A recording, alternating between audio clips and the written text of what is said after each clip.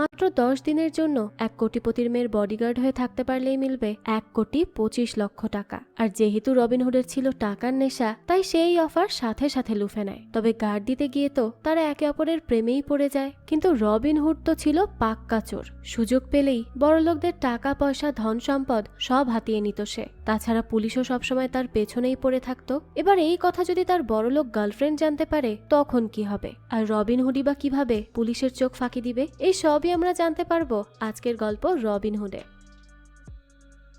শুরুতেই আমাদের শ্রীলঙ্কার একটি গ্রাম দেখানো হয়, যেখানে স্বামী নামের একজন গুন্ডা রুদ্রকুন্ডা নামের জায়গার কথা বলছিল।